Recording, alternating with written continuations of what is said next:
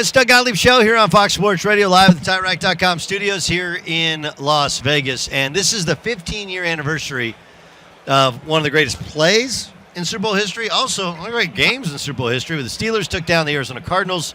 And the author of that 99-yard, 100-yard Pick-6 return right before halftime is James Harrison, two-time Super Bowl champion. But before we get to all that, there have been stories, and the Brock Purdy story is a pretty good one, right? Mm-hmm.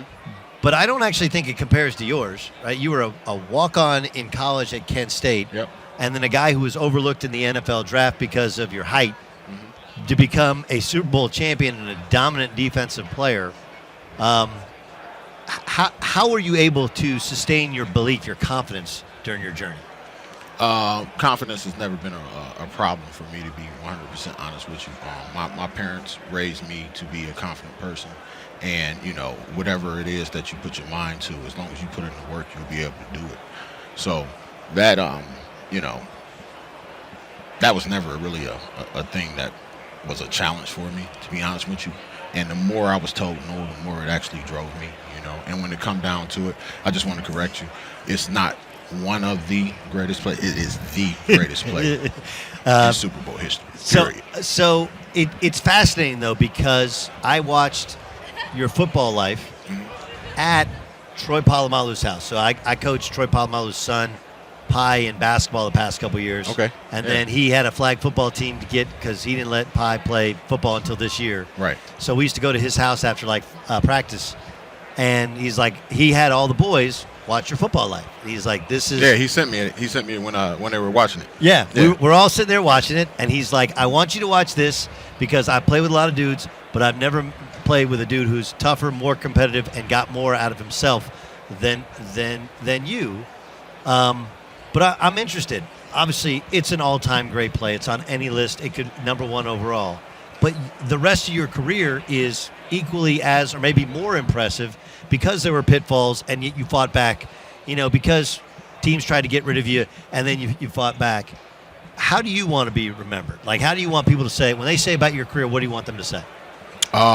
When they say about my career, I want them to say that, James Harrison played the game the way it was supposed to be played. And he put in the work, he put in the time. And that was one of the things that stopped me early on in my career, is that I didn't put in the time. I had to sit down and be a true professional and learn the game. Because in college it just came to me. You know what I'm saying? It was easy. High school it came to me. It was easy. But when you get into the pros and you get into Dick LeBeau's defense, that fire zone defense, you could go from blitzing with no responsibility to motioning someone motion, and now you're man to man on number two. So I had to sit down and actually learn what it was that I needed to do. And then from that, I was learning what the people next to me and behind me were doing, so that I could better, play my position and help them and make the defense better.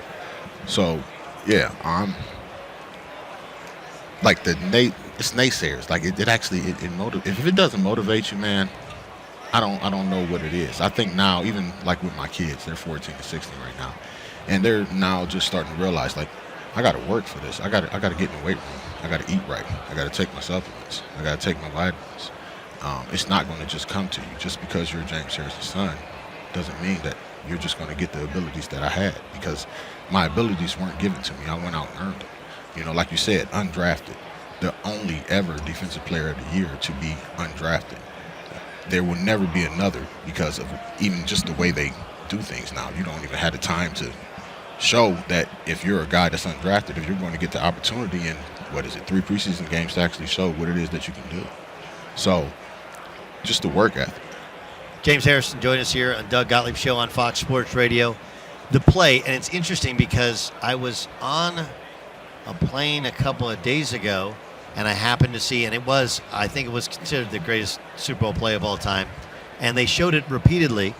And, okay, so were you supposed to drop back? What were you supposed to do on the play? Okay, so on that play, I'm supposed to blitz. It's a max blitz. It's an all-out blitz. And Coach LeBeau, he gave us opportunities to tweak the defense, so to speak. Sure. And you know how you see Troy, jump over the line, make a tackle, and he's got deep third, because he saw something. So he always said, I'm not in the game with you. I got a different view from the sideline. So if you see something and you think it's going to work out, go ahead and you'd have that opportunity. So for me, we were just getting there like a step too late, the whole game. He was reading it. And I'm like, 17 seconds left. They got to go for the end zone. I'm going to step at the tackle, get him to step towards me, which allows Lawrence Timmons to come on the inside free, so he's the free blitzer. He can't hold the ball. He has to get rid of it. And I'm going to play for the quick slant in. I dropped. I looked at Kurt like I'm looking at you. I'm thinking he's looking at me, but he's not. And I think that was when the Pro Bowl was after the Super Bowl, so I seen him at the Pro Bowl, and he was like, "You were supposed to blitz." I'm like, "Yeah." He was like, "I didn't see you until I released the ball, and then it was too late." So when he threw it, that's why I kind of catch it curled up like this, because it was a surprise. I'm like, I can't believe he threw it. I'm like, his arm is going up like he's throwing it. And then from there, it was just, all 10 guys, all 11 guys, and just get me to the other end of the end zone. Like, all week in practice, here's the crazy thing is Coach LeBeau gave us stats on, like, what happens if you score a defensive touchdown in the Super Bowl. Chances of winning was like 86-something%. So anytime we got a return or an interception in practice, we'd run the full length of the field. And you know how much longer that makes practice for everybody else. Yes. We did not care. And it worked itself out in the game. What's the feeling like when you're in the end zone? Dead dog tired. Like it was bad. And I fell like on my neck, so my neck cracked a little bit. And as I went to sit up to get up, it cracked again. I'm like, and I couldn't breathe. So, I was tired. I would ask between your two Super Bowls which you like the best, but that's got to be the one. Yes. Yeah, it's not even close. James Harrison joined us here on the Doug Gottlieb Show on Fox Sports Radio. The Steelers this year just really struggled on offense. Mm-hmm. The defense felt like it was close. The offense was not. But so many things have changed. Obviously Dick LeBeau retired. Your whole group has gone, and Mike Tomlin has remained the same. What are your thoughts on Tomlin and how likely he is to turn that thing back to where you guys had it? I believe he can turn it back. I think he has to go back to how he was when he first came in with us. He was a little harder when he first came in with us. I think he was a little too hard. I think that year we ended up playing Jacksonville in the playoffs, and we just had nothing left in the tank. Can you still do that today, though? Because, there's limits on practice time. It's the limits on practice time. And, yeah, that's some of the things that handicap you because you can't be in pads all the time.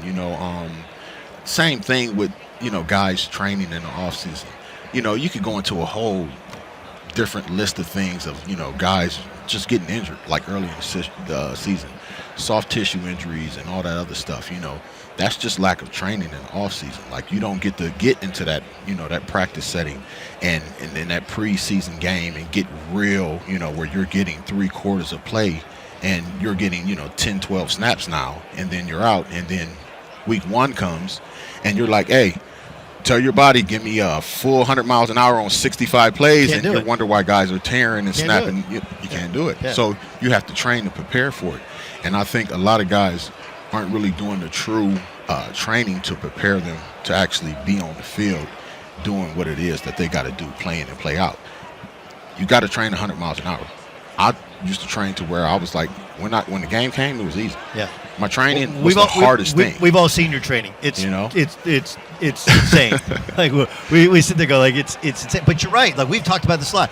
The more you try to cut down the practice time, and it again in the layman's like, oh well, you'll be fresher and not beat up for the game. But you need that.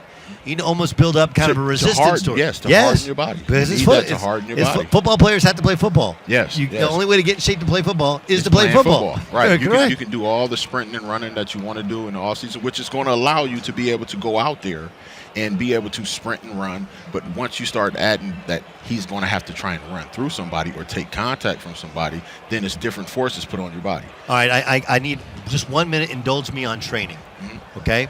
You listen to music when you train? Yes. What kind? It depends what I'm doing. I start off with old school, like 70s, like R&B, Al Green, all that stuff like that. And then when it's time to actually get the workout in, the hard stuff, then I gotta go to rap. Like hardcore rap? Yeah. You do AirPods or you do like a speaker system, surround system? It depends where I'm at. If I'm in a gym, it's just regular hook on like beats or something. And if it's back home if it's in Arizona at the gym that I normally train at, it's a whole system. Okay, and then like in terms of eating before and during, what's your process? I don't eat before. I take amino metrics. That's my supplement from Optimum EFX. So I take that. I drink that as I work out, and then I really don't eat until between 11 and 1. Like I haven't ate yet today. So I'll train. What time do you early train? in the Early morning? Yeah, I'll train at 5 or 6 o'clock. I thought you're supposed to. Everybody says you're supposed to feed your muscles right after you work out. Like you got to give them protein. You don't do that? I don't do that. It's not working for you. I think I'm all right. So I do drink. Like I said, I do drink protein shakes. You do like the fasting thing? Yes, I fast. I try and fast anywhere from 12 to 16 hours. Yep. And then you just pile it in the protein shakes and everything during that window. Mm-hmm. Yeah. Seems to be working for you. Yeah, it's doing all right. Man, I appreciate you joining me. Yes, 15 years seems like last week. It was an incredible play. Thanks for being our guest. Appreciate it. That's the great James Harrison joining us here on the Doug Gottlieb Show.